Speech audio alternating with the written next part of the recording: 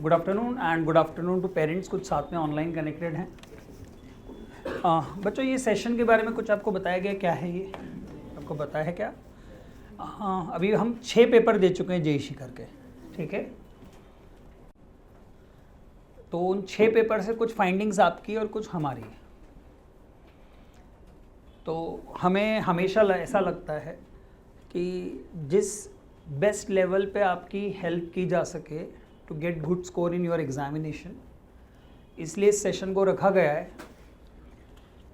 क्योंकि बार बार हम तो यही सोचते रहते हैं कि एक क्वेश्चन और बढ़ जाए आपका, एक नंबर किसी तरह से बढ़ सके, सो दैट और रैंक में बेटरमेंट हो सके आपका, है ना। तो कुछ एनालिसिस जो हम लोगों के हैं कि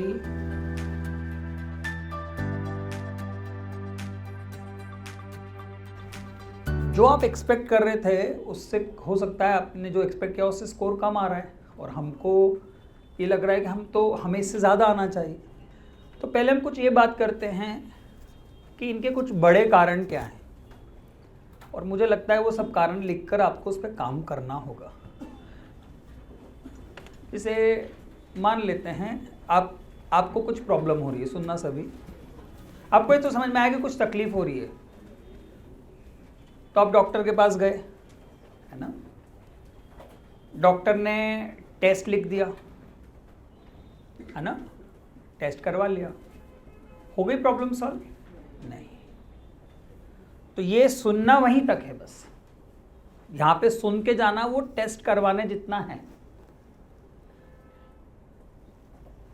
अगर आपने वो जो प्रिस्क्रिप्शन लिख कर दिया है उसको जिस तरह से कहा गया है वैसा फॉलो नहीं किया, तो वो प्रॉब्लम बढ़ जाएगी और बल्कि, है ना। ये भी ध्यान रखना कि वो प्रॉब्लम और एस्केलेट हो सकती है,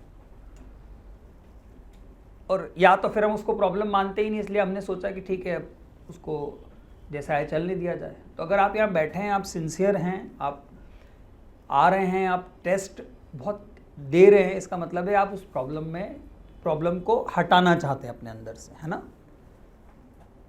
तो मैंने फिर से कहा, पहले कह दिया है, ये सुनना सिर्फ उससे डॉक्टर के द्वारा कहा गया वो टेस्ट करवाना है, कि हमने वो टेस्ट करवा लिया, ब्लड टेस्ट, कोई सा भी टेस्ट करवा लिया। लेकिन जो प्रिस्क्रिप्शन लिख के दिया जाएगा उसको उसी अकॉर्डिंग जो उसमें लिखा गया है ना, डॉक्टर लिखते हैं ना, ये सुबह 2 ये टैबलेट लेना, शाम को ये करना, ये करना, वैसा करना पड़ेगा, ठीक है। और मैं हमेशा कहता हूँ एक और चीज़, कि अगर आपको ये लग रहा है तो ये चीज़ थोड़ी गलत है कि हम आपको बोल रहे हैं कि आप उतना अच्छा नहीं कर पा रहे, तो हमें क्यों बोलना पड़ रहा है। आप में से भी कुछ स्टूडेंट्स आए हैं कुछ मेरे पास, पर ज़्यादा आने चाहिए कि अगर सर हम सोच रहे हैं हमें और बेहतर करना है, सर हम ये कर रहे हैं, अब और क्या कर सकते हैं। कुछ स्टूडेंट ऐसे हैं जो ऑलमोस्ट हर दूसरे पेपर के बाद बताते हैं कि सर ये है और हमने ये चेंज आया, और ये जो आपने बताया था हमने करना शुरू किया, इससे चेंज आने भी लग गया। तो ऑब्वियसली जो कहा जा रहा है उससे चेंज आएगा, है ना। तो पहले हम बात करते हैं कि क्या क्या बड़े कारण हैं जिस कारण से शायद हम जो एक्सपेक्ट कर रहे थे, मतलब आप लोग अपने आप से जो एक्सपेक्ट कर रहे थे वो शायद उस लेवल पे नहीं पहुंच पा रहा है। इसमें मुझे सबसे पहली चीज़ जो समझ में आई ना, क्वेश्चन के selection, poor question selection. Believe me, आप अपने 10 से 15 नंबर, 10 से 15 कम बोल रहा हूँ, 20 नंबर के अराउंड सिर्फ क्वेश्चन के सिलेक्शन के कारण गवा देते हो। जेन्युइनली बताना, कितने स्टूडेंट्स को बाद में लगा कि मैंने आसान छोड़ दी? पूरी, ऑलमोस्ट पूरी क्लास है। सबसे पहला रीज़न, अब आपके चलते पेपर में शायद ये कॉन्शियसनेस नहीं रहती होगी कि मेरे एक क्वेश्चन ज़्यादा सही होने से मेरे 10 से 15,000 रैंक का चेंज आ सकता है मेरी रैंक में 10 से 15,000। तो पहली चीज़ में हर सेशन में आपसे कहा गया है, वापस से कहा जा रहा है, आपकी स्कैनिंग क्यों नहीं होती पेपर की? ये आपको सोचना होगा कि हम पेपर को दिमाग में स्कैनिंग क्यों नहीं कर लेते। शुरू के आधे घंटे में सिर्फ आसान क्वेश्चन सॉल्व करेंगे, शुरू के आधी घंटे में सिर्फ और सिर्फ आसान क्वेश्चन सॉल्व करेंगे। देखो उन स्टूडेंट्स का मैं कुछ नहीं कर सकता जिन्होंने पढ़ाई इतनी कम करी कि उनको आसान भी समझ में नहीं आ पाते, क्योंकि उन्होंने तो फिर वो अपनी इस प्रिपरेशन के लिए सीरियस रहे ही नहीं। लेकिन जिन्होंने माना है कि सर हमने 2 साल जितना भी हमने समय दिया, हमने कोशिश तो की है, तो वो स्टूडेंट कुछ हद तक समझ जाते हैं कि ये क्वेश्चन किस लेवल पर है। 6 हो चुके हैं, 6 तक हमारी समझ बढ़ जानी चाहिए कि कौन से क्वेश्चन आसान है, कौन से क्वेश्चन टफ है। तो ये रिग्रेट नहीं रखना है कि पेपर से निकलने के बाद ये लगे कि ये वाला क्वेश्चन तो इतना आसान था, पहले वो करने के चक्कर में ये क्वेश्चन छोड़ दिया।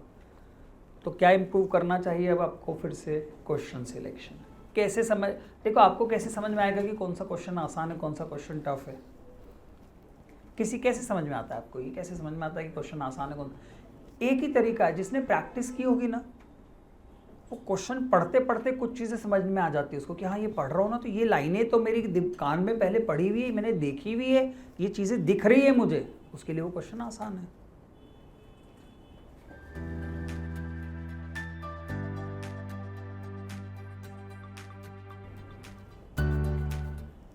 तो प्लीज, और वो मिराक्युलसली आपके स्कोर को बढ़ा देगा। 20 नंबर आप कल्पना ही नहीं कर सकते 20 नंबर आपको कहां से कहां पहुंचा सकते हैं, और सिर्फ आप अपने 15 से 20 नंबर सिर्फ इस कारण से गंवा रहे हो क्योंकि आपने क्वेश्चन पहले पढ़े ही नहीं।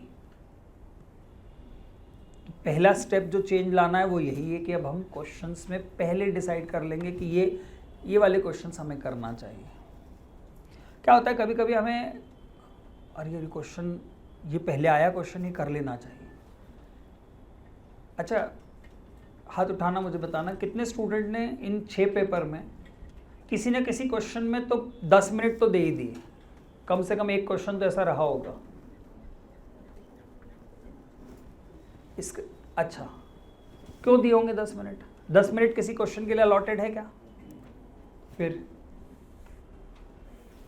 क्योंकि हम उसमें वो शायद वो इमोशनली अटैच हो, वो स्टक हो जाते क्वेश्चन। नहीं मुझे आता है, कैसे नहीं बनूंगा? बनेगा, बस थोड़ी सी देर और अब बन जाएगा, बस अब थोड़ी सी देर और अब बन जाएगा। और फिर पेज पलटा तो 3 क्वेश्चन ऐसे थे जो उस क्वेश्चन के टाइम में बड़े आसानी से हो सकते थे।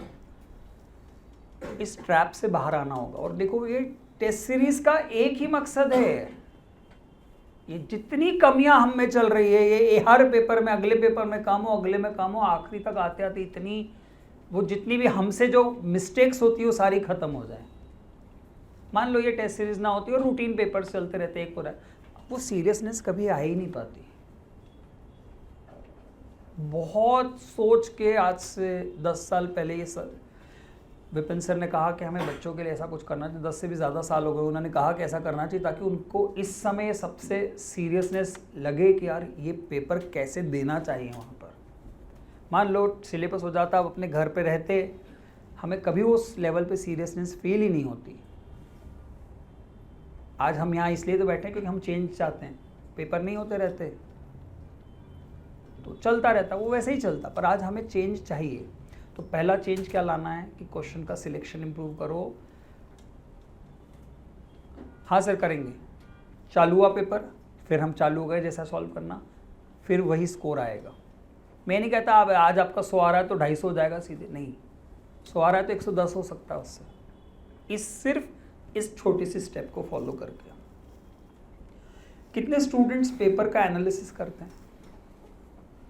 फिर से कह रहा हूँ, एनालिसिस का मतलब क्या होता है ये हमें समझ में आना। जैसे यही मेरे पास लाया था एक दिन, मैं बाकायदा सब कुछ लिखा था कि मैं किस चीज़ में क्या गड़बड़ कर रहा हूँ, मुझसे क्या चीज़ नहीं होती है, इतने मेरे से सिली मिस्टेक्स होती है, यही इसको कहा जाता है एनालिसिस। सॉरी लेकिन ऐसा कुछ कई बच्चे तो ऐसा करते होंगे, पेपर घर गए और साइड में पढ़ाया, उसके बाद आज तक देखा भी नहीं हमने पेपर खोल के। ऐसा करके आप अपनी पिछली 2 साल की पूरी मेहनत वेस्ट कर रहे हो।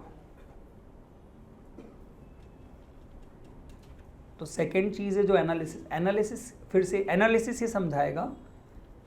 जैसे आपने पूरे 6 पेपर खोल के देखे और आपने एनालिसिस में देख के समझा कि अच्छा बाइनोमियल का क्वेश्चन जो है ना वो लगातार मुझसे गलत हो रहा है, इसका मतलब सबसे पहले रिवीजन किसका करना चाहिए? बाइनोमियल का, जिसको मैं मान रहा था मुझे आता है।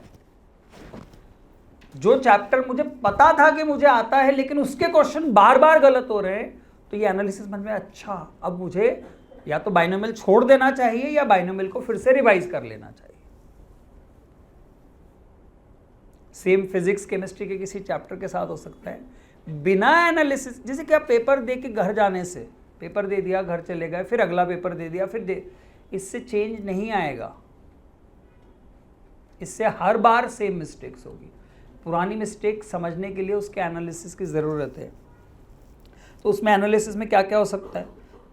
हमने किस कारण से मार्क्स गवाए, किस किस कारण से हो सकते हैं? सिली, जिसको बोलते हो आप कैलकुलेशन एरर, कॉन्सेप्चुअल एरर, मुझे ये लगता था लेकिन एक्चुअली में ये था, और क्वेश्चन ही गलत पढ़ लिया,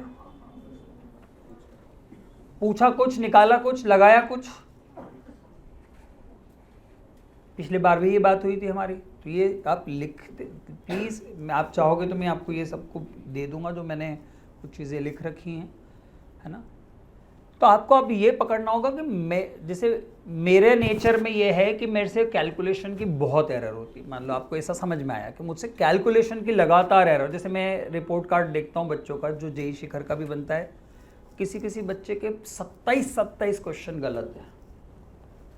अब 27 क्वेश्चन गलत होना, या तो गैसिंग हुई है पूरी टोटली बहुत ज़्यादा, और या फिर आधे अधूरे नॉलेज से या आधे अधूरे मन से या कुछ भी, कोई भी कारण हो, 27 गलत हो रहे हैं, इसका मतलब हम बहुत ही बड़ी गड़बड़ कर रहे हैं। किस किस को ये समझ में आने लगा है कि हमारी गलतियों का कारण क्या है? किस किस ने थोड़ा बहुत एनालिसिस किया, जैसे, है ना। तो जिसको ये समझ में आया कि कैलकुलेशन एरर या सिली मिस्टेक्स होती है, उसको थोड़ा सा स्ट्रक्चर्ड सॉल्यूशन लिखना चाहिए।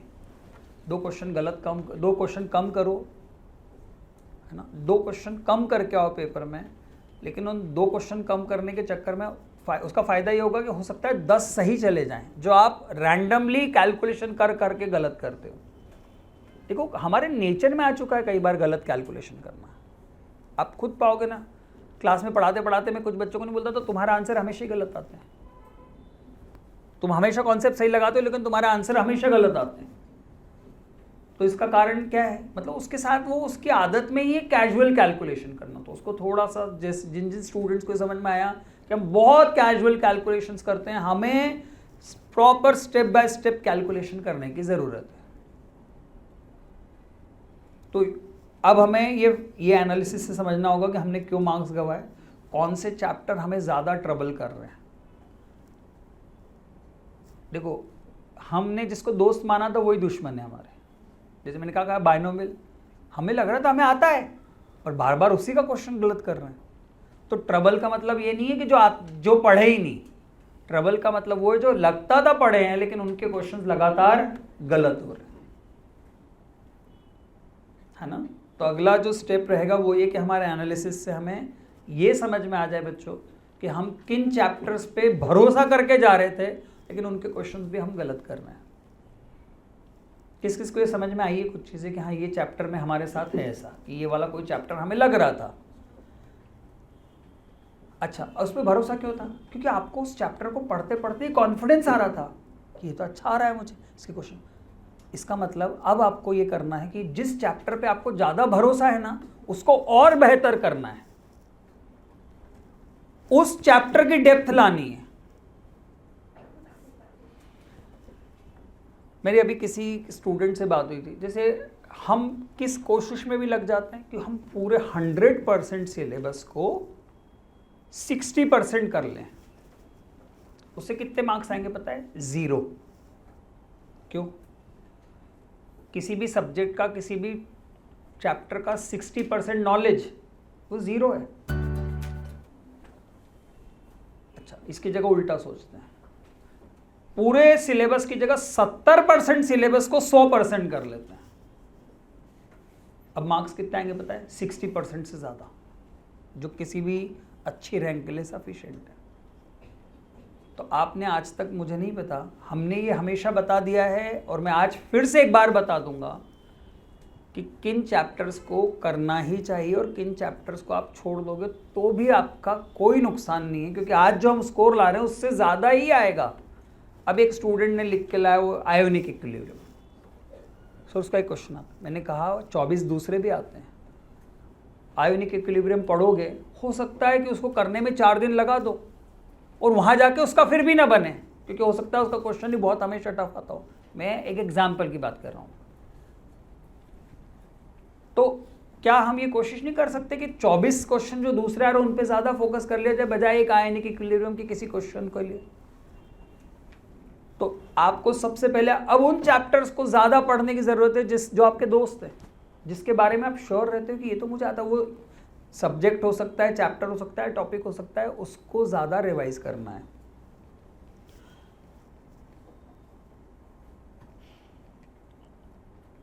ये मैं बोल चुका हूँ, केयरलेस मिस्टेक्स हम बहुत, जैसे क्या क्या हमसे मिस्टेक केयरलेस में कैलकुलेशन होती है। जैसे इंटीग्रेशन में हमने लिमिट्स बदलना ही भूल गए, है ना।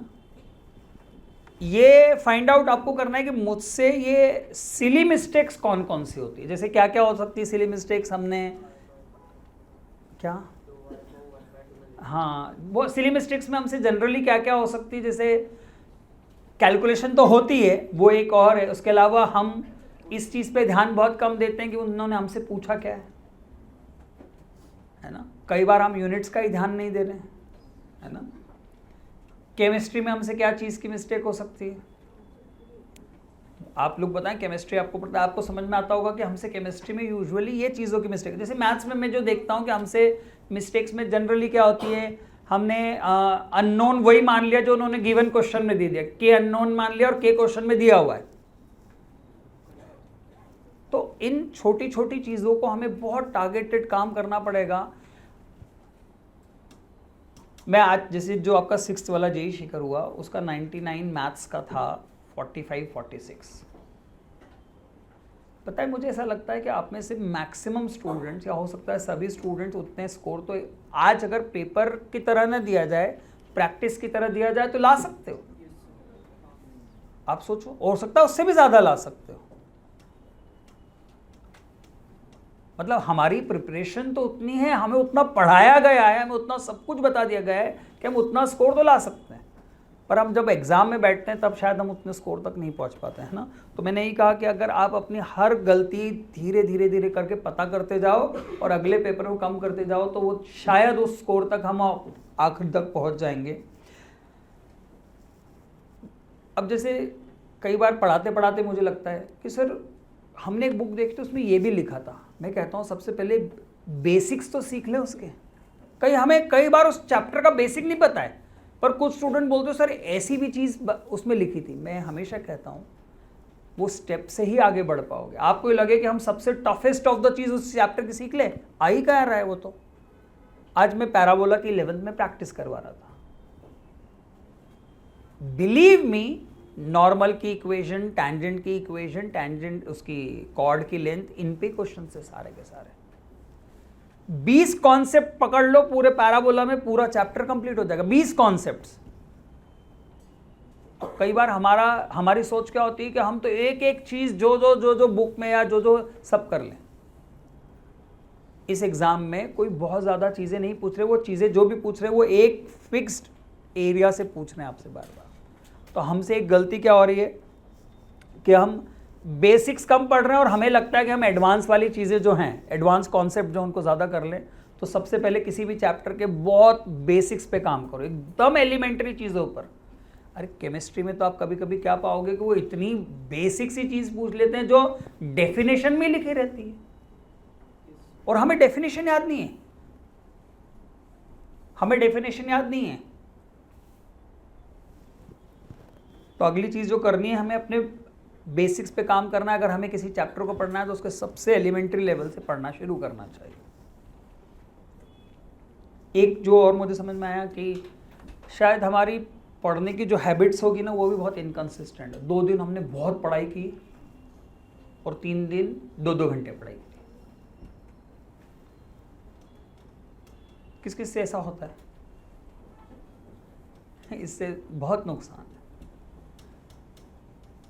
अगर आज भी हमारा शेड्यूल नहीं बना कि हमें कब उठना है, कितने घंटे पढ़ना है, क्या पढ़ना है, तो रोज़ मुश्किल बढ़ती जाएगी। और अगर आपने आज ही डिसाइड कर लिया कि रोज़ 8 घंटे सेल्फ स्टडी करनी, मैं ये नहीं कहता कि बहुत आप तो ऐसे हो जाओ कि 14 घंटे पढ़ो, नहीं होगी किसी की कैपेसिटी, हो सकता है नहीं हो कैपेसिटी, जिसकी हो उसको करना चाहिए, जिसकी ना हो उसको कोशिश करना चाहिए। पर अगर मान लेते हैं हम 8 घंटे या 9 घंटे रोज़ के डिसाइड कर ले कि 8 से 9 घंटे रोज़ सेल्फ स्टडी करनी है और उस 9 घंटे में क्या पढ़ना है सुबह से पता होगा ना आपको। चलो अभी कम आ रहे ना, 3-4 टेस्ट बाद, ये नहीं बोलता बहुत बढ़ जाएंगे, पर इतना ज़रूर बोलूँगा कि जो जो आपने उन दिनों में पढ़ा है ना उसके क्वेश्चन सही होना शुरू हो जाएंगे आपके।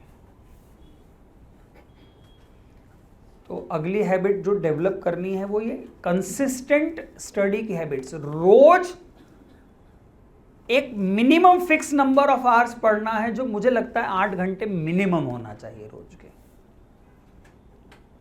उसका भी एक टाइम सेट हो कि इतनी बजे से इतनी बजे तक रोज पढ़ना ही है।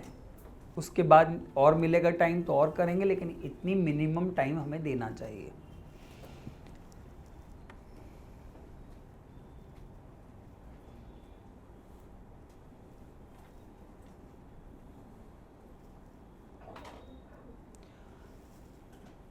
किस किस ने डेली रिवीजन का कोई शेड्यूल बना रखा है? हाँ, वो मतलब बना रखा, मतलब कोई ना कोई हम फॉलो कर रहे हैं, किसी एक शेड्यूल को फॉलो कर रहे हैं। जितने पॉइंट्स बोले उनमें ये सबसे ब्लंडरस है अगर ये नहीं किया जा रहा। तो अभी तक जितनी मैंने बातें बोली सबसे ज़्यादा ज़रूरी ही यही। अभी जितने स्टूडेंट मेरे पास आ रहे हैं मैं उनको सिर्फ एक सॉल्यूशन कहता हूं कि जैसे आज सुबह उठे और आज सुबह उठने के बाद आज रात को जब सो तब कोई भी एक ऐसा चैप्टर अपना ले लो जो जीरो हो सकता है, बहुत कम लेवल पर हो, लेकिन रात तक आते आते उसका सब कुछ हमें आता हो। 47 दिन है हमारे पास मिनिमम आज से।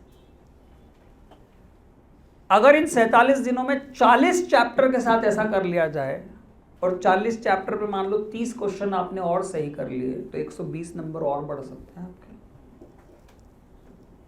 क्योंकि मुझे ऐसा फील होता है कि एक दिन में आप एक चैप्टर इसलिए कर सकते हो क्योंकि आपने सब कुछ पढ़ रखा है, उसकी कभी ना कभी प्रैक्टिस कर रखी है ना। चलो मैं तो और 40 को और 35 कर देता हूँ, इतने आप चैप्टर्स। और कुछ चैप्टर तो ऐसे हैं जो 3 घंटे में भी सॉल्व हो सकते हैं। जेई शिखर हुआ था 16 से शुरू, 16 को ना, तो 15 दिन वो और 4 दिन या 19 दिन है। अगर 19 दिनों में अगर आपने 12 चैप्टर रिवाइज कर लिए तो आपके 12 क्वेश्चंस तो वैसे ही बढ़ सकते थे। पर अगर इस 19 दिनों में ऐसा एक भी दिन नहीं हुआ जिस दिन सर पूरे दिन में एक कोई चैप्टर रिवाइज हुआ या एक पूरे दिन में एक पूरे चैप्टर को हमने कंप्लीट कर लिया, तो फिर हम अपने दिन को वेस्ट कर रहे हैं। तो अगली चीज़ जो करनी है प्लीज़, मैं ये नहीं कहता जो दिया वो फॉलो करो, अगर आपको कुछ और फॉलो करना है वो फॉलो करो, लेकिन पूरे दिन में सिर्फ एक ही चैप्टर पढ़ो। मैंने अभी आपको समझाया ना, 100% सिलेबस का 60% आना इज 0 आना।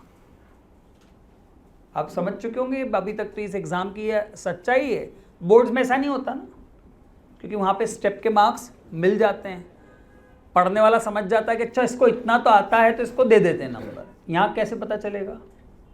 जो आपने आंसर लगाया है अगर वो सही है तो पूरे, और वो गलत है तो 0 भी नहीं और माइनस ले लेते हैं आपसे नंबर। तो इसलिए यहां पर हम कवरेज भले ही कम रखेंगे थोड़ा, लेकिन जो भी कवर करेंगे वो एकदम डेप्थ में कवर करेंगे। तो रिवीजन बहुत ही ज्यादा क्रूशियल है, बहुत ज्यादा क्रूशियल। और रिवीजन रैंडम नहीं होना चाहिए। हमें पता होना चाहिए आज सुबह उठ के कि आज सिर्फ बाकी सारी बुक्स सब एक तरफ, रिवीजन सबसे क्रूशियल है।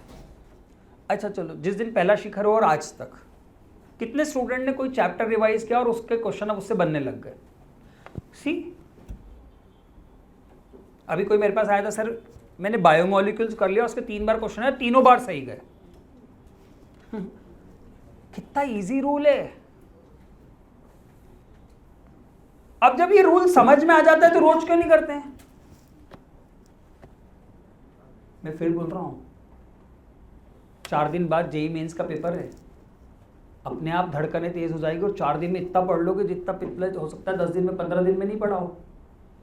तो जेईई शिखर भी तो वही धड़कनें बढ़ाने वाला होना चाहिए कि परसों जो पेपर है वो भी वही है, उससे कम मानना उसको, मतलब हमारे स्कोर को हम नीचे ले आते हैं। रोज एक चैप्टर अगर ऐसा हो जाए तो चलो, मैं फिर कहता हूं, हो सकता है सबकी कैपेसिटी रोज एक चैप्टर करने की ना हो, जिनकी रोज एक नहीं हो पा रहा वो 2 दिन में एक कर ले, फिर भी 25 हो सकते हैं। अभी भी 25 चैप्टर्स, हर चैप्टर 4 नंबर दे सकता है आपको, 100 नंबर बढ़ाने की आज भी आपके पास कैपेसिटी। मैं आज कह रहा हूं, जो भी आप आज स्कोर ला रहे हो, आप अपने स्कोर में 100 आज भी प्लस कर सकते हो।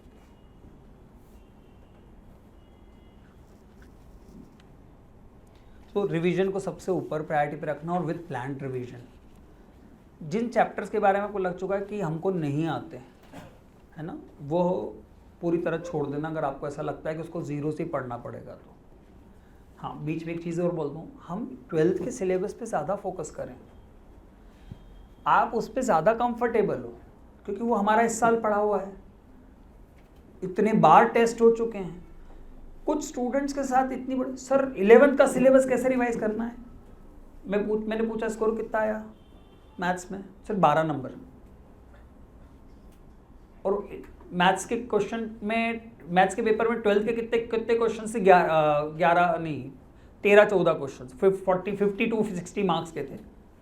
तो मैं बोला तुम 11th के पीछे पढ़ रहे हो, 12th के पोर्शन के 50 से ज़्यादा मार्क्स है, उसमें से तुम्हें 12 है, मतलब बचे हुए क्वेश्चंस तो तुम्हें 12th के नहीं आ रहे, तो पहले फोकस किस पे करना चाहिए? 12th पे। वो आपको ज़्यादा आसान लगेगा हमेशा। तो इस ऑब्सेशन पे कि 12th के टॉपिक्स तो सर हमने रिवाइज ही नहीं किए, वो और बड़ी गड़बड़ क्रिएट कर रहा है। पहले 12th के टॉपिक्स, अब आपको लगने लगे कि 12th पे हम अपने ऑप्टिमम पहुंचे। मैं नहीं कहता 12th के 50 नंबर के क्वेश्चन आए, 52 नंबर के क्वेश्चन आए, आपसे सारे बन जाए, पर आपको लग रहा है कि हाँ 12-13 क्वेश्चन आ रहे हैं 12th पे, उसमें से 8-9 बन जा रहे हैं, मतलब ये ऑप्टिमम आ चुके हैं अब 12th। अब आपको उन चैप्टर्स को एक्सप्लोर करना चाहिए जो 11th के। पर अगर हमें समझ में आ रहा है कि नहीं 12th के 12-13 क्वेश्चन में से 2 ही बन रहे हैं, तो पहले 12th पे ही फोकस करना। तो रिवीजन का प्लान ये कहना चाहिए कि अब हमारा टॉपिक्स 12th के पहले करना है। हम आखिर में इस चीज़ पे बात करेंगे कि हमें कौन से टॉपिक्स पे ज़्यादा ध्यान देना चाहिए, पर जो भी टॉपिक्स हों, अगर आपके 12th के नहीं है, क्योंकि अभी हमारे बोर्ड्स आने वाली कुछ समय पे, जो 12th के स्टूडेंट्स बैठे हैं उनके लिए बोर्ड्स भी उतनी ही ज़रूरी है, वो हमें एक्स्ट्रा डबल फ़ायदा देगा।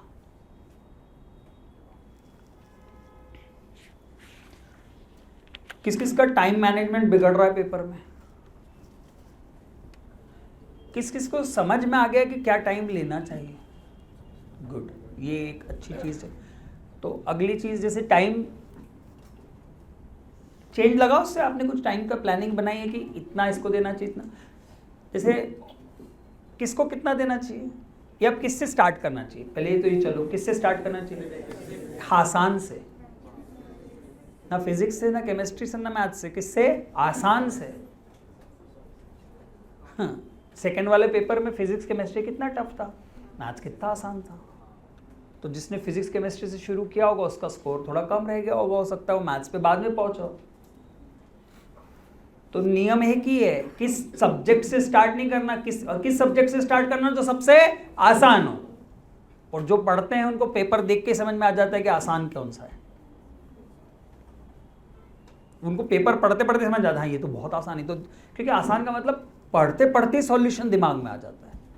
तो नियम ये है ना, ठीक है, आप एक ऑप्टिमम तक आ जाते हो कि सर मेरा मैथ्स मुझे हमेशा ज़्यादा आता है तो मैं मैथ्स से स्टार्ट कर लेता हूँ, पर हो सकता है उस पेपर में फिजिक्स सबसे आसान हो सकता है उस पेपर में केमिस्ट्री सबसे आसान हो, तो उसी से स्टार्ट करना जो सबसे आसान है। मैंने फिर कहा शुरू के आधे घंटे आपके दिमाग पे एक असर डालते हैं। एक स्टूडेंट आया, उसने कहा सर मैं बहुत अच्छा कर रहा था पूरे पेपर में, मतलब मैं अच्छा कर रहा था, एक क्वेश्चन आया और वो मुझसे 3 बार में भी नहीं हुआ। और उसके बाद मेरे पास 45 मिनट बचे थे, उस 45 मिनट्स में मैंने एक भी नहीं कर पाया, जबकि शुरू के 1.25 घंटे में मैंने 30 क्वेश्चन सॉल्व कर लिए थे। इसका मतलब अगर जहां हमें थोड़ा नेगेटिव लगने लगा, और आपने एक्सपीरियंस कर लिया होगा, जहां आपको लगने लगा कि अब नहीं बन रहा है, फिर धड़कनें तेज होती है और फिर तो जो परफॉर्मेंस नीचे जाता है। इसका मतलब ये कि उल्टा भी तो सही हो सकता है, पहला करा बन गया, दूसरा करा बन गया, तीसरा करा बन गया। तो इसका मतलब पेपर में ये ढूंढना पड़ेगा कि कौन से क्वेश्चंस आसान है। इसलिए मैं कह रहा हूँ शुरुआत किस सब्जेक्ट से करना जो आसान हो, है ना। और ये सारी बातें फिर से उन्हीं बच्चों के लिए जिन्होंने 2 साल पढ़ाई की, जिनको ये समझ में नहीं आ रहा कि पेपर में आसान क्या है, उनके लिए अभी कुछ नहीं किया जा सकता। उनके लिए तो मैं साफ कहूँगा वो बोर्ड्स की प्रिपरेशन पे लग जाएं। लेकिन मुझे आप में से ऐसा कोई भी नहीं लग रहा जितने स्टूडेंट्स इस सेशन अटेंड कर रहे हैं, क्योंकि वो टेस्ट सीरीज़ में लगातार आ रहे हैं, वो अपने स्कोर में चेंज चाहते हैं। तो मुझे लगता है कि आप में से ऐसा कोई नहीं है। तो आपको स्टार्ट हमेशा किससे करना है? आसान। अच्छा, पहले क्वेश्चन बन जाए तो अच्छा लगने लग जाता है, 4 बन जाए शुरू के और अच्छा लगने लगता है। फिर देखना बाद के टफ भी थोड़े थोड़े ईजी लगे। और पहले क्वेश्चन में पहला क्वेश्चन इतना टफ आ गया, आइडेंटिटीज़, फिर हम आइडेंटिटीज़ भूलने लग जाते हैं। शुरुआत होती है कि इसकी आइडेंटिटी भूल गए, है ना। किसी फॉर्मूले में अल्फ़ा लिखा, ये अल्फ़ा क्या था ये याद नहीं आता। ये सब कब होता है बच्चों? जब शुरुआत में हम चीज़ें टफ वाली पकड़ लेते हैं ना। तो अगली चीज़ जो आपको करनी है, स्टार्ट किससे करना है? आसान क्वेश्चन से।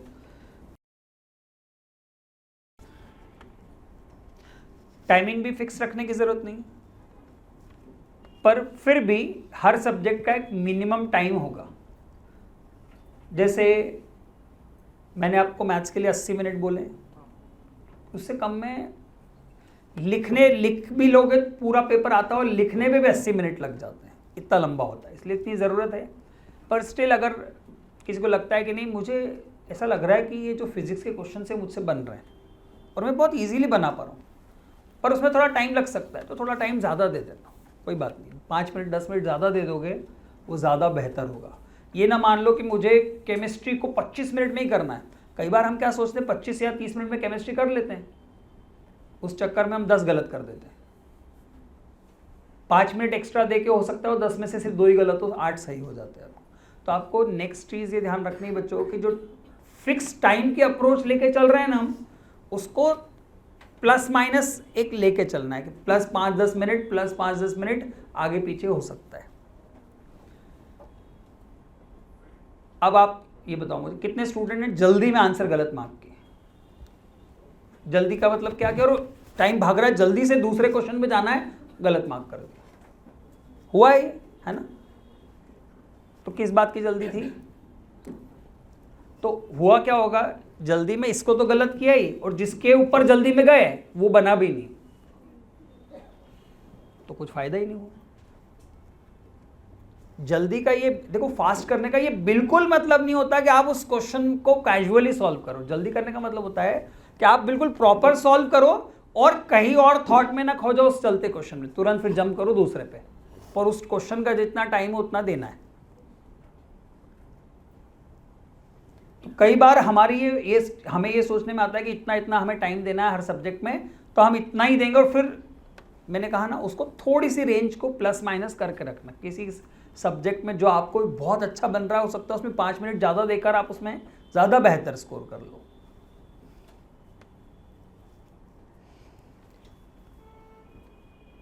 कितने स्टूडेंट्स एक दिन पहले प्रॉपर नींद लेकर आते हैं?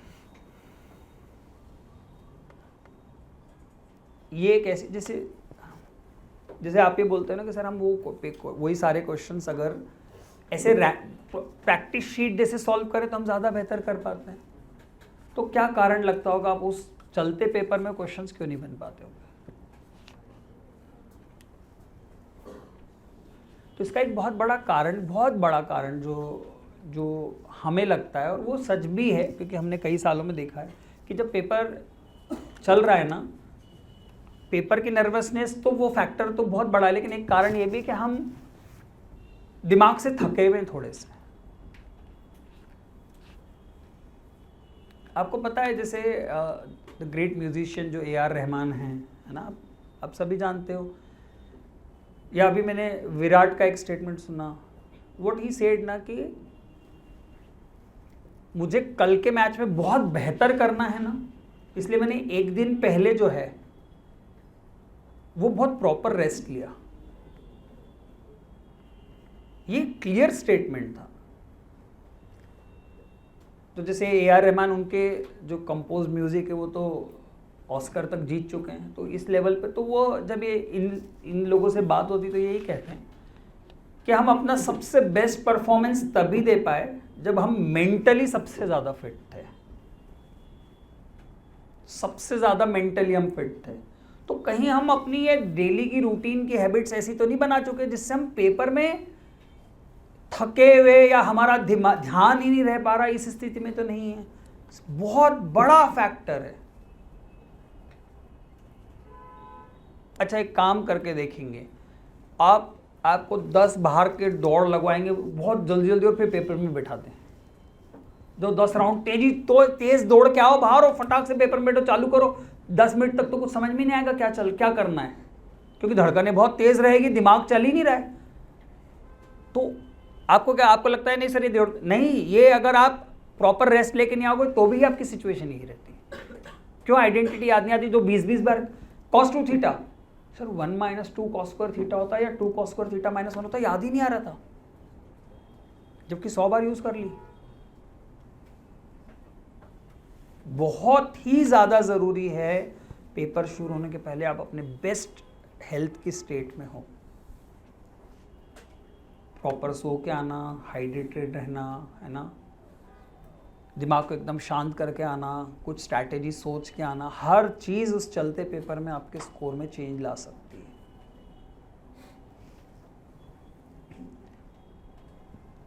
ऑब्वियसली देखो, पढ़ाई करिए तो कॉन्फिडेंस रहेगा, और जिसने नहीं पढ़ा उसको तो वैसे ही कॉन्फिडेंस कम रहेगा कि हमसे नहीं होगा, लेकिन जिसने कर रखा है ना उसको कॉन्फिडेंस रहेगा कि कर सकते हैं।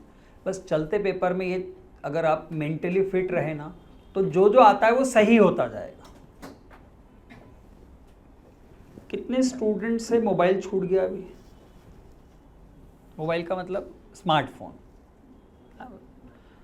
पहले था और अब छूट गया, मतलब अभी इस फेज के लिए तो सर अभी हमने सब कुछ बंद कर दिया। गुड। आज भी अगर हम जैसे मान लेते हैं हम पढ़ रहे हैं और हमें अब थकान हुई, हमें लगा कि अभी पढ़ने में मन नहीं है, तो अपने पास अब ऑप्शन कितना इजी है, मोबाइल उठाया और उसमें कुछ करने लग गए। वो है ही नहीं, क्या करोगे? वापस पढ़ने बैठ जाओगे थोड़ी देर बाद, या कुछ काम की चीज़ करोगे। तो हो क्या रहा है, क्योंकि सिंस हमसे कम स्कोर हो रहा है तो हम कम पढ़ रहे हैं, तो हम फिर मोबाइल यूज़ कर रहे हैं, और फिर हम और कम कर रहे हैं, फिर और ज़्यादा यूज़ करें मोबाइल। तो उल्टा सोचना चाहिए, कम स्कोर हो रहा है तो क्या तरीका हो सकता है जिससे और ज़्यादा स्कोर आ सके। तो तरीका ये कहता है कि उस चीज़ को साइड में रखें और फिर बुक्स के पास आ जाए। पेरेंट्स साथ में कनेक्टेड मैं कहूँगा, अभी आप सब लोगों को ये पेरेंट्स को ये कहना चाहिए कि आप अपने सारे गैजेट्स, मोबाइल वगैरह सब बंद कर दो। जो मुझे एक चीज़ समझ में आई है कि हमारे पास कम स्कोर से बचने का एक तरीका है कि हम अपने दिमाग को समझा दें कि अरे नहीं होगा हमसे, तो नहीं होगा तो और अच्छा क्या है, करो ही मत, इस सिचुएशन में नहीं आना है। आप लोगों ने 2 साल मेहनत की है, 2 साल कोशिश की है, इस कोशिश के लिए बस आखिरी कुछ 47 डेज मैंने बोले है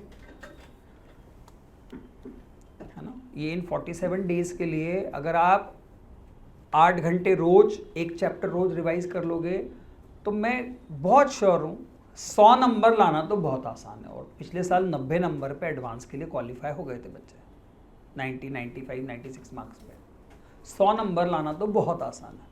अभी तक कितने स्टूडेंट्स 100 निकाल चुके हैं, किसी न किसी एटलीस्ट एक पेपर में 100 तो आ चुके हैं, 100 आ चुके हैं। गुड। तो जो 100 तक नहीं पहुँचे हैं, मैं तो अभी कंटेंट पे तो बात ही नहीं की, मैंने तो कहा कि ये जो स्ट्रैटेजी और ये सब कुछ कर लो, इससे ही आप 100 पहुँच सकते हो, इतना करके ही 100 पहुँच सकते हो।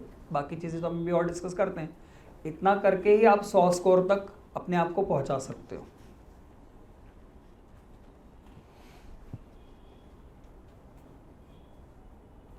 किस किस ने तीनों सब्जेक्ट में कुछ नोट्स बना रखे हैं? गुड, तीनों ही सब्जेक्ट के हैं हमारे पास। रिवीजन का तरीका क्या है? इसे चलो मैं आपसे एक चीज़ पूछता हूँ, मैथ्स में मैं इसलिए समझ जाता हूँ कि मैथ्स में कैलकुलस सॉल्व करना है। मान लेते केमिस्ट्री का कोई क्वेश्चन आया कि इस रिएक्शन में कौन सा कैटलिस्ट यूज़ हो रहा है, वो क्वेश्चन क्यों नहीं बनता होगा? वो याद ही नहीं। क्योंकि मैथ्स में तो हम ये बोल सकते हैं, या किसी फिजिक्स के न्यूमेरिकल वाले क्वेश्चन में तो बोल सकते हैं कि उसमें जब सॉल्व करना शुरू किया तो उसमें बीच में किसी स्टेप में अटक गए। पर जो थ्योरेटिकल पार्ट होता है जिसमें हमें पता है कि उसमें ये याद करना है, और वो कहीं ना कहीं लिखा होगा ना, कि नहीं लिखा है? लिखा होगा, कहीं ना कहीं तो लिखा होगा। तो इसका मतलब, इससे एक और चीज समझ में आई कि स्कोर बढ़ाने का एक आसान तरीका और है, जो भी थ्योरेटिकल पोर्शन है वो पूरा याद हो जाए। आपको पता है कई स्टूडेंट्स पहले भी ऐसे रहे जो मैथमेटिकल एप्टीट्यूड में तो स्ट्रांग थे ही नहीं, उनका बहुत एवरेज मैथमेटिकल एप्टीट्यूड था, पर याद करने में बहुत ज़बरदस्त थे। उनको वो केमिस्ट्री में जो एनसीईआरटी में वो टेबल्स थे ना, वो टेबल्स की एक एक लाइन याद है। मैं जो पता नहीं आप वो जो क्या आते थे सर, वो रजिस्टर्स वगैरह जिन पे कलर कोडिंग हुआ करती थी, वो ग्रीन रेड लाइन वाली, वो भी उसमें जो लिखा रहता था एनसीईआरटी में, उनको सब वो भी सब याद रहता था। वो केमिस्ट्री में पार्ट्स पर मिलियन किसका कितना, वो भी याद रख लेते थे, और उस पर भी क्वेश्चन। तो केमिस्ट्री में 80 आ गए, 90 आ गए, तो बाकी सब्जेक्ट पे डिपेंडेबिलिटी कम हो गई। तो जिन स्टूडेंट्स को लगता हो कि नहीं बहुत ज़्यादा मैथमेटिकल नहीं कर पा रहे हैं, वो इतना कर लें कि वो थ्योरेटिकल पार्ट जो है उसको बहुत स्ट्रांग कर लें। आप बोलो नहीं सर वो भी नहीं होता है, फिर आपके लिए एग्ज़ाम नहीं है ना। फिर ये मान लेना चाहिए कि हमारे लिए एग्ज़ाम नहीं है, क्योंकि ये एग्ज़ाम में जिसमें 15 लाख बैठेंगे ना, वहाँ पर 1 लाख बच्चे तो सीरियस हैं कम से कम। मैं कम बोल रहा हूँ, 2 लाख स्टूडेंट तो कम से कम सीरियस हैं इस एग्जामिनेशन में। सीरियस मतलब वो चाहते हैं हम अच्छा स्कोर करें और वो रोज पढ़ रहे हैं। तो अगर जिसको लगता है नहीं हमारा मैथमेटिकल भी अच्छा नहीं हो रहा है, याद भी नहीं कर सकते, तो फिर कोई और ऑप्शन नहीं है इस एग्जामिनेशन में, है ना। तो ये कुछ ऐसी चीज़ें थी जो मुझे लगता है कि जो हम गलत कर रहे थे, है ना। अब क्या क्या और चीज़ें जो करी जा सकती हैं उस पर थोड़ी सी बात करते हैं। मैंने चैप्टर्स की कुछ लिस्ट आपको मैंने एक बार प्लानर दे चुका हूं, तो मैं चैप्टर्स की लिस्ट मेरे सामने है जिसमें कौन से चैप्टर्स करना ही चाहिए ये हम पहले भी बात कर चुके हैं। फिर से एक बार आज हम फिर बात कर रहे हैं कि किन चैप्टर्स को हमें करके जाना ही चाहिए। जैसे मैंने अभी पिछले 5 जेईई शिखर के पेपर्स के एनालिसिस किए, डी का क्वेश्चन किसी पेपर में तो 2 भी आए हैं, 2 या 3 पेपर में तो 2 आ गए, है ना। वेक्टर्स ही आएगा और 3D, और ये दोनों वेक्टर 3D के क्वेश्चंस आसान आ रहे हैं। वेक्टर 3D मिला के 3 क्वेश्चंस, एरिया डी मिला के 2 क्वेश्चंस हो सकता है। देखो अब आप अपना एनालिसिस करो। हो सकता है अभी कुछ स्टूडेंट के तो टोटल 20 नंबर भी नहीं आया मैथ्स में, और मैंने जो चैप्टर्स गिना दिए उनसे 20 आ गए। मैथ्स के 33 चैप्टर है, 33 में से चलो मैं 27-28 चैप्टर्स हैं, उसमें से वेक्टर्स 3D और मैंने क्या बोला एरिया और डी, 4 चैप्टर में से 5 क्वेश्चंस हैं। तो ऐसा नहीं लगता कि यार हम कितने अजीब हैं, हम कितना गलत सोचते हैं। हमें पूरे 27 करने हैं, लेकिन सर ने 4 बता दिए चैप्टर्स, उन 4 में से 20 नंबर आ जाए, और मेरे तो अभी हो सकता है 15 ही नंबर आ रहे हो।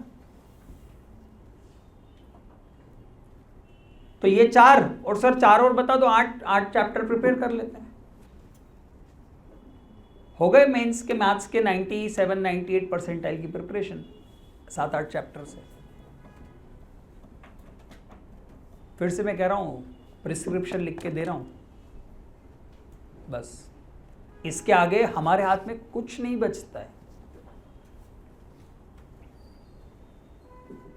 कुछ भी नहीं बचता है। बिलीव मी, जो आपके साथ बेस्ट हो सकता है ना, वो किया जा रहा है, जो भी आपको बेस्ट हो सकता है। मैं जब डिस्कशन करवा रहा था पेपर्स का, तो मैं बोलता था देखो ये तो हमारी कॉपी में ऐसा का ऐसा लिखा है, बस आपको याद करना था इसको। पर प्लीज देखो, फिर से मैं कह रहा हूं, अपने कम स्कोर के लिए यही सोचना कि मैं क्या गलत कर रहा हूं, है ना, क्या और क्या करने से बेहतर है। क्योंकि मैं जितने भी पॉइंट्स, आप बस इन सारे पॉइंट्स पे नेक्स्ट कुछ दिनों के लिए काम करना शुरू कर दो, आपको अपने आप अंतर दिखने लग जाएगा। तो मैं आपको जो बोल चुका हूं, जिसपे हाँ, लिमिट्स पे बहुत आसान क्वेश्चन आ रहा है, जो मैंने जितने भी क्वेश्चन सॉल्व करवाए हैं, पहले के समय पे जो लिमिट्स के क्वेश्चन आया करते थे और जो अभी आ रहे हैं उसमें बहुत अंतर है। तो लिमिट्स कंपैरेटिवली एक ऐसा चैप्टर है जो आपको स्कोर देगा, है ना। स्टैटिस्टिक्स रिलेटिवली बहुत आसान है, और मैंने पिछले 5 में से शायद 3 पेपर्स में रिलेशन आया है, 3 में तो आया है ना। अब जो आप कंपैरेटिवली थोड़े अच्छे क्वेश्चंस जिन पर आ रहे हैं, वो है कि जो शायद हमें उतने इजी नहीं लगते, उसमें एक है कंटिन्यूटी एंड डिफरेंशिएबिलिटी, है ना। तो अगर if you are not comfortable with that, उस चैप्टर को आप अभी के लिए छोड़ सकते हो। कब तक? जब तक साथ बचे हुए ना हो जाएं तब तक के लिए छोड़ दो। अगर वो बचे हुए सब हो जाएं तो वो भी करना है। अगर जैसे ये तो नहीं कह रहे ना हम आपसे कि ये वाले नहीं करना है, क्या कह रहे हैं, पहले कौन से करना है। हाँ, एरिया और डी कब कर पाओगे? जब आपको क्या आता हो, इंटीग्रेशन। तो इनडेफिनेट और डेफिनेट इसलिए आना चाहिए क्योंकि एरिया और डी आना चाहिए, क्योंकि एरिया और डी तो हो ही नहीं सकता अगर आपको डेफिनेट इंडेफिनेट ना आता हो तो। पर अगर डेफिनेट इंडेफिनेट की पीवाईक्यू की प्रैक्टिस ना की हो चलेगा, बस हमें करना आना चाहिए इंटीग्रेशन। एओडी पे भी मैंने जितने क्वेश्चंस देखे हैं वो बहुत टफ नहीं थे अभी तक, जितने भी मैंने देखे हैं। हो सकता है किसी पेपर में अच्छा आ जाए, पर vectors 3D statistics 4 vectors 3D पे 3, एक स्टैटिस्टिक्स पे 4, एक एरिया पे 5, डी पे हम एक ही मान लेते हैं 6, मैट्राइसेस और डिटर्मिनेंट्स, है ना, 8। ठीक है, मैं अभी एक पैराबोला बहुत इजी आता है। अगर आप बहुत ढंग से पैराबोला रिवाइज कर लो, there are very high chances कि पैराबोला में आपका पैराबोला का क्वेश्चन सही हो जाएगा। तो 11th में अगर आपको करना चाहिए तो एक पैराबोला करना चाहिए, और ट्रिग्नोमेट्री मस्ट है, वो आपको इसलिए आनी चाहिए क्योंकि वो तो हर जगह जरूरी है। तो एक ट्रिग्नोमेट्री, देखो इनसे 10 क्वेश्चंस तो आपके बनने के चांसेस बहुत ज़्यादा है। तो प्रायोरिटी इन 10 क्वेश्चंस को बनाने पे देनी है। कितने स्टूडेंट्स अभी तक मिनिमम, मतलब कितने स्टूडेंट्स 40 मार्क्स ला चुके हैं मैथ्स में? है कोई? कौन 40 ला चुका है एक बार मैथ्स में? 50 वाला है कोई जिसने 50 स्कोर कर लिया हो? बस, तो जो अब इस रेंज पे पहुंच चुके हैं, है ना, तो इसके बाद कौन से करना चाहिए? इसके बाद करना चाहिए फंक्शंस, ITF,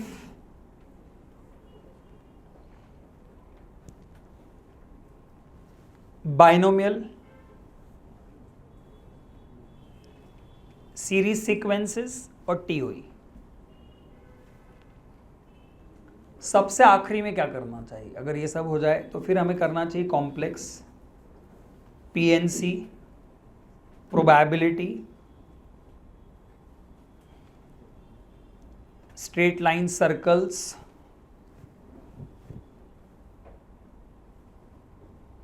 और डेफिनेट।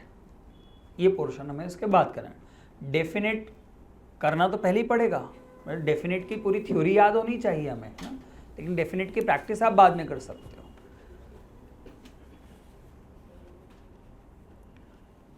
अच्छा, एक जैसे आप आप जिन जिन का स्कोर 100 के ऊपर नहीं गया, वो इस बार एक काम करना, पहले पेपर में 75 होता है, 100 लाने के लिए अगर आपने 140 का अटेम्प्ट किया तो 100 आ सकते हैं। 140 मतलब कितने क्वेश्चन हो गए, 4 या 12, 35 मान लेते हैं, चलो 35 क्वेश्चन कितने, तो 40 क्वेश्चन काट देना जो नहीं करोगे। एक बार ट्राई करके देखते हैं, है ना। सिर्फ 35 पे ध्यान देना। चलो पहले आपने काट दिया कि ये 40 क्वेश्चन काट देता हूं, अब आपको लगेगा 3 घंटे में 35 ही करने से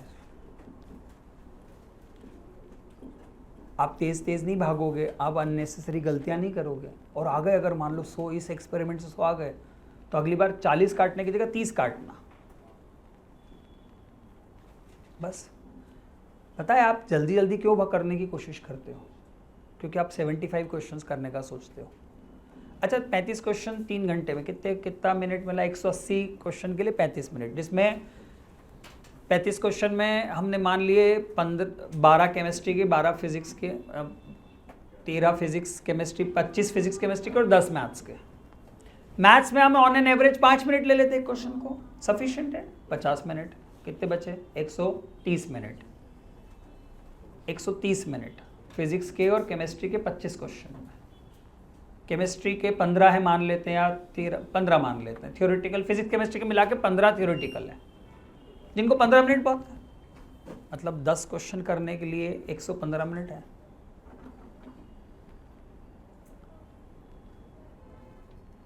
क्यों नहीं सोचते आप लोग ऐसा कि हाँ ऐसा क्यों नहीं कर सकते।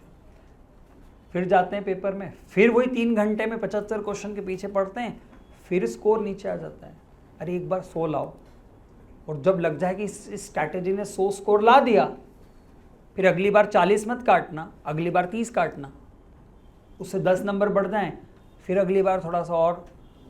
आप बार बार 75 क्वेश्चन 180 मिनट को 75 से डिवाइड करते हो, तो आप क्वेश्चन का टाइम आपके पास कम मिलता है, स्कोर उससे भी बहुत कम आता है फिर, क्योंकि आपके लिए ऑन एन एवरेज किसी मैथ्स के क्वेश्चन के लिए 2 मिनट 3 मिनट बचते हैं, और फिजिक्स केमिस्ट्री के लिए 1.5 मिनट बचता है।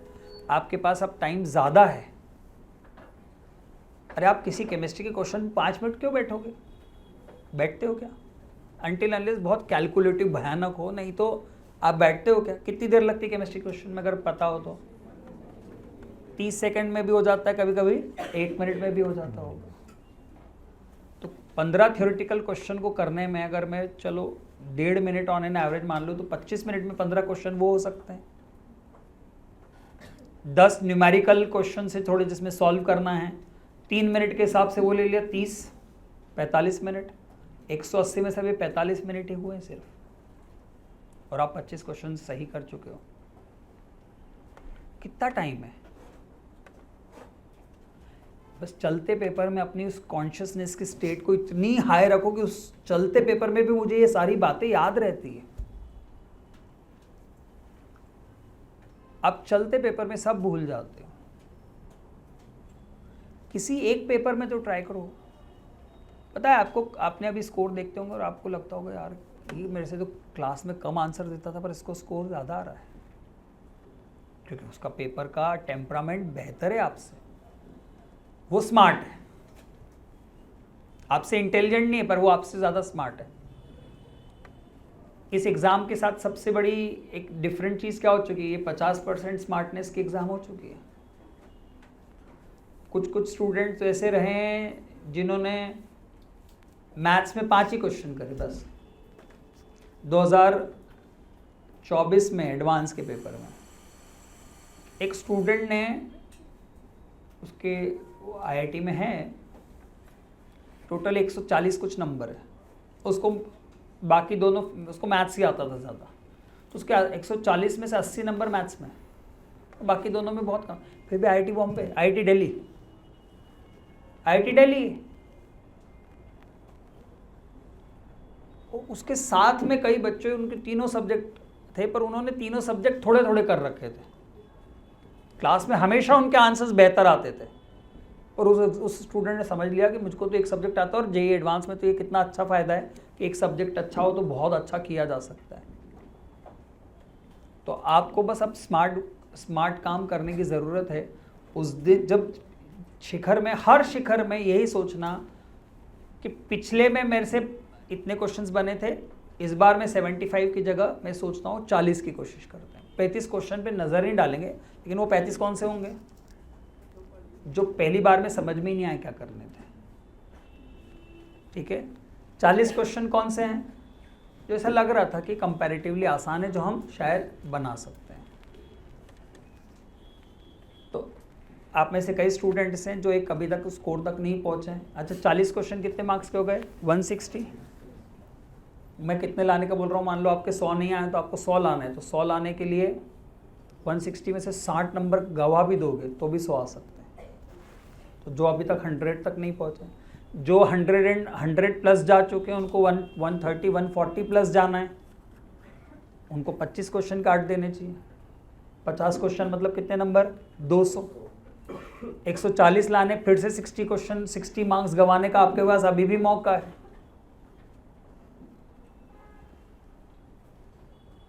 इस फेर से बाहर आ जाओ कि 300 नंबर का पेपर होता है। एवरेज आपको वो शीट दी गई थी ना, एवरेज कितने पे 99 जाता है? 178 कुछ था उसका एवरेज। अब आप सोचो ना, 178 पे आप इंडिया के 1% पे होने वाले हो। जो 12th के पोर्शन पे आपको सबसे ज्यादा पहले ध्यान देना चाहिए, और कम से कम प्लीज कुछ चेंज आए अगर इन बातों से कि सर इस पेपर से इस पेपर में ये पॉजिटिव चेंज आया, तो हमें ज़रूर बताया करो। 2 कारण है, हमें लगता है कि हमारे बच्चे जो हैं वो अच्छा कर रहे हैं, वो बेहतर की तरफ जा रहे हैं, वो पॉजिटिव बन रहे हैं अपनी इस अप्रोच से, उनको लग रहा है कि हम बेहतर कर सकते हैं, तो हमें अच्छा लगता है। एक चीज़ और बोलना बहुत ज़रूरी, इस समय जितने पॉजिटिव माइंडसेट में रह सकते हो उतना पॉजिटिव रहने की कोशिश करो।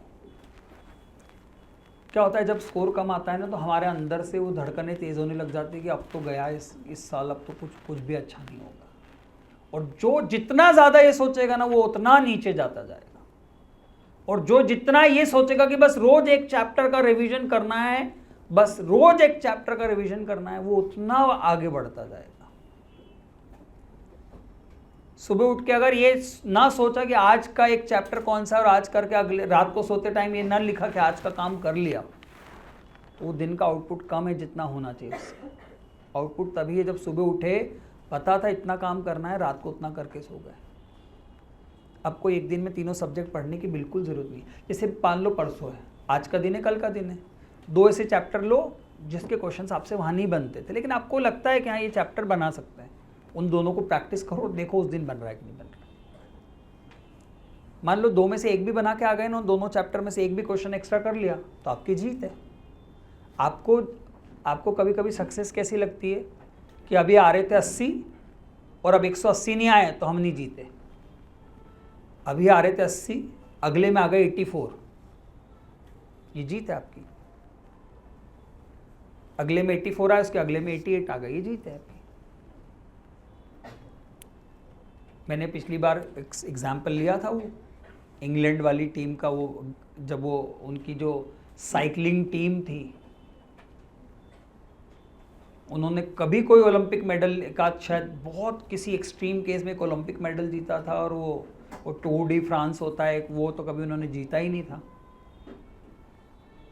पर बस वो इतने छोटे छोटे चेंजेस, उन्होंने सीट की साइज डिज़ाइन बदल दी, जिन कपड़ों को पहन के वो साइकिलिंग करते थे उनकी इलास्टिसिटी या जो भी उनको थर्मल कैपेसिटी जो था, इतने बारीक चेंजेस, इतने छोटे चेंजेस जो किसी को कभी नोटिस ही नहीं हुए, वो करते गए 5 बार। उसके बाद वो 20 सालों में, पिछले 20 सालों में वो टूर डी फ्रांस जीत गए। कितने ओलंपिक के नंबर 1 टीम में सबसे ज़्यादा मेडल उस एरा में उनके हैं। कुछ भी नहीं किया उन्होंने, कुछ भी नहीं, सिर्फ बहुत माइनर चेंजेस वो करते गए। इतने माइनर, मैंने कहा ना कि किसी और को समझ में भी नहीं आए कि ये क्या हो रहा है। जो उस समय के टॉप कंट्रीज थी जो जीते ही जाती थी, वो उन्होंने सोचा कि ये क्या हुआ एकदम से। तो आपको भी बस उन छोटे चेंजेस पे बार बार काम करने की जरूरत है, जो आज हमने आपसे कहे हैं। सारे एक साथ ना हो, कुछ करना शुरू करो, रिवीजन पे सबसे ज़्यादा फोकस करो। बिलीव मी, है ना, जिस दिन आप आके ये बोलोगे ना सर बहुत अच्छा पेपर गया, बहुत खुशी होती है। आपको ऐसा तो नहीं लगता होगा ना कि यार हमारा स्कोर अच्छा नहीं आ रहा तो सर लोगों को भी बहुत फ़र्क पड़ता है। क्लास में देखना, कभी कभी आप लोग कुछ गलती करते हो तो मैं आपको किस लेवल पे बोलता हूँ कि ये क्यों हो रहा है, आप अभी समझ नहीं पा रहे हो, आपके लिए एक नंबर वहाँ जाके कितना मायने रखता है। कभी कभी आपने देखा नहीं, जब वो कैप्टन रहते हैं क्रिकेट, वो मिस फील्डिंग करके 1 रन छोड़ देता है, तो कैप्टन की स्थिति कैसी होती है? अपने को लगता है 1 रन से क्या फर्क पड़ेगा। कई बड़े मैचेस 1 रन से हार गई टीमें, एक कैच छूटने से गया पूरा मैच। तो ये वैसा ही है। हो सकता है वो प्लेयर को इतना नहीं समझ में आता हो, फिर प्लेयर को तो फिर भी आता होगा, आपको नहीं समझ में आता होगा अरे एक क्वेश्चन गलत हो गया, पर हमें यहाँ देख के समझ में आता है कि अगर आपका एक क्वेश्चन जो आपको आता था वो गलत हो गया तो आपकी रैंक में क्या चेंज आ सकता है। इन सब के बाद फिर भी मैं ये कहूँगा, बहुत पॉजिटिव एटीट्यूड से पढ़ो, क्योंकि जो भी आप पढ़ोगे ना वो आपको लाइफ में बहुत काम आएगा। मुझे आज तक, मैंने पहले भी कहा, आज तक मेरे किसी स्टूडेंट ने कहा कि सर मैं लाइफ में आज भी स्ट्रगल कर रहा हूँ, क्योंकि जिस भी स्टूडेंट ने इन 2 सालों में मेहनत की है ना, वो अपनी ज़िंदगी में आज, वो भले IITs NITs ना जा पाए, वो जहाँ से भी पढ़ के निकले हैं वो अपनी ज़िंदगी में एक अच्छी जगह पर है। पर जब तक एग्ज़ाम थी तब तक अपनी पूरी कोशिश करी, जितनी मैक्सिमम कोशिश हो सकती थी, है ना। आई होप केमिस्ट्री में तो सबको ये बात बहुत बार बोल दी जा चुकी है कि आप NCERT फॉलो करो, है ना। कितने स्टूडेंट्स कर चुके हैं सीरियसली NCERT पढ़ना। सीरियस का मतलब होता है रोज पढ़ना। अब वो हो सकता है, जैसे मैंने कहा कि आप एक दिन में एक ही चैप्टर पढ़ो, तो जिस दिन आप मैथ्स पढ़ रहे हो सकता है उस दिन केमिस्ट्री ना पढ़ो, लेकिन जिस दिन केमिस्ट्री पढ़ रहे हो फिर उस दिन 6 घंटे NCERT पढ़ना चाहिए हमें। अच्छा, आई डोंट नो, पर आप मुझे बताओ, क्या आपने NCERT पढ़ी तो आपके केमिस्ट्री के क्वेश्चन ज़्यादा सही गए? नहीं, ये मैं ऐसा नहीं, मैं पूछ रहा हूँ इसलिए, आपको सच में ये लगा? किस किस को लगा ये? क्या सर हमने NCERT के कुछ चैप्टर्स पढ़े, उसके क्वेश्चंस एज इट इज़ मिले हमें, तो इसका मतलब अगर कुछ को लगा है तो वो सही होगा, इसका मतलब बाकी स्टूडेंट्स उतने सीरियसली इसको नहीं कर रहे हैं। तो इस चीज़ को वो बनाओ कि अगर हाँ NCERT पढ़ी उन्होंने और उनसे क्वेश्चन ज़्यादा बने, इसका मतलब NCERT ज़्यादा पढ़नी चाहिए। क्या ऐसा कारण रहता होगा कि हम नहीं पढ़ पाते NCERT? अगर जैसे इट्स नियरली 10 टाइम्स शुरू से, जब से आप 11th में आए हो तब से अभी तक, क्या ऐसा लगता होगा कारण कि आपको NCERT पढ़ने में दिक्कत आती है? बोरिंग है? नहीं, वही मैं पूछ रहा हूँ, बोरिंग रहता, और समझ में आने में मुश्किल है NCERT थोड़ी, उसकी लैंग्वेज डिफ़िकल्ट होती है थोड़ी, तो है, ये मानता हूँ मैं, क्योंकि वो क्या कोशिश करते हैं कि पूरा सब्जेक्ट, पूरा चैप्टर 8 पेज में कंप्लीट कर दें। ऐसा होता है NCERT में जनरली। तो एक कोशिश ये तो की जा सकती है कि आप अपने पहले कॉपी के नोट्स पढ़ो और फिर NCERT पढ़ लो, क्योंकि NCERT में कुछ ऐसी चीज़ें लिखी होती है जो कहीं नहीं लिखी होती, और अगर कहीं और लिखी, कुछ और लिखी और NCERT में कुछ और लिखी, तो कौन सी सही है? NCERT वाली। इसलिए वो पढ़ना ज़रूरी है। हम ये थोड़ी कहते हैं NCERT पढ़ना चाहिए, हम ये कहते हैं कि उसमें जो लिखा है वो कहीं से भी पढ़ लो या तो फिर आप, पर वो उतने कम में कहीं और है ही नहीं। किसी दिन कोई रेफरेंस बुक उठाना केमिस्ट्री की, मान लो प्रदीप से उठाओगे, तो उसका एक ही पार्ट 600 पेज का है, फिर वो ऐसा लगता है कि पढ़ना ही छोड़ दो, 600 पेज तो क्या पढ़ेंगे, रहने दो इससे। NCERT ये फ़ायदा है, मैं मानता हूँ मुश्किल है पढ़ना, लेकिन जिसने थोड़ा बेस बना रखा है ना उसके लिए वो उतना मुश्किल नहीं है। तो थोड़ा मोटिवेशन डेवलप करो उसके पढ़ने के लिए। आप एक कोशिश करो, जैसे मान लो आपने बायोमोलिक्यूल्स पढ़ लिया, या पॉलीमर्स तो है ही नहीं सिलेबस में मेंस के ना, बायोमोलिक्यूल्स पढ़ लिया मान लो आपने, और जैसे ही बायोमोलिक्यूल्स का क्वेश्चन बन जाए एग्जाम में, तो हमें लगने लगता है वाह आउटपुट दिखा। कोई भी चीज़ में अच्छा करने का पता है सबसे बेस्ट तरीका क्या है? उसका आउटपुट दिखने लग जाए उस प्रोसेस का। जैसे जब जिमिंग करते होंगे लोग, सबके अलग अलग पर्पस होते होंगे, किसी को एब्स बनाने हैं, किसी को अपना फैट कम करना है, जो भी हो। पता है वो ज़्यादा कब करते हैं? जो वो कांच में अपने आप को देखते होंगे कि दिख रहे हैं, अब यहाँ तो ऐसा लग रहा है अब और करना चाहिए। तो आपको भी दिखना चाहिए। और एनसीईआरटी पढ़ी, पिछले 2 में तो बायोमोलिक्यूल्स बना ही नहीं, इसमें तो बायोमोलिक्यूल्स का क्वेश्चन आया और सही भी चला गया। ये मोटिवेशन होना चाहिए। शुरुआत में बिल्कुल कम है, वो 1 महीने तक जिमिंग करते कुछ हो ही नहीं रहा है, तो उनको लगता है पता नहीं सही कर रहे हैं या नहीं कर रहे हैं। तो वो तो वैसा ही है, वो बोरिंग होता है ना, खोदे जा रहे हैं, कुछ हो ही नहीं रहा। 100 फीट 200 फीट, फिर जब पानी फूटता है तो इतना तेज फूटता है फिर कि सारी ज़रूरतें पूरी हो जाती हैं। तो उस दिन तक की कोशिश करनी है। एनसीईआरटी को पढ़ने का तरीका भी वही है, पर उसमें इतना भी ज़रूरत नहीं पड़ेगी कि 500 फीट गहरा करना पड़ेगा। आपको तो एक चैप्टर पढ़ा, एक का आउटपुट दिखा, एक पढ़ा, एक का आउटपुट दिखा। ये वैसा ही है। वो अपने आप को मिरर में देखो कि आज जैसे आप ये देख लो, सर ने एक चीज़ अच्छी बोली, आप क्वेश्चन लिख लो कि मुझसे ये वाले केमिस्ट्री के तो क्वेश्चन बने ही नहीं पिछली बार किसी भी में, और परसों के लिए उस चैप्टर को पढ़ के जाओ। मैं केमिस्ट्री में इसलिए पढ़ रहा हूँ क्योंकि थ्योरेटिकल सब्जेक्ट में ये बेटर इसलिए होता है क्योंकि हाँ ना में आंसर है ना, आता है या नहीं आता है। नहीं पढ़ा था तो नहीं आ रहा था, अब पढ़ के गया उस दिन बन गया। खुद को शाबाशी देना, वाह कितना बढ़िया हुआ ये, तो मुझे समझ में आ गया, I have decoded the examination. एक चैप्टर पढ़ा, उसका एक क्वेश्चन बन गया, एक और पढ़ लूंगा, एक और बन जाएगा, और पढ़ लूंगा, और फिर लेकिन भूलते भी जाएंगे। तो फिर 15 दिन बाद नया पढ़ा और पुराना रिवाइज किया।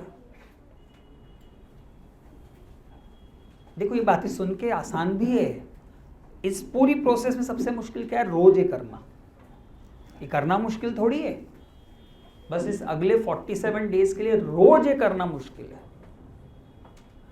तो बिलीव मी बेटा, बहुत आप जिस दिन बहुत खुश होकर एग्जाम से निकलोगे ना, वो दिन आपके लिए बहुत अलग होगा।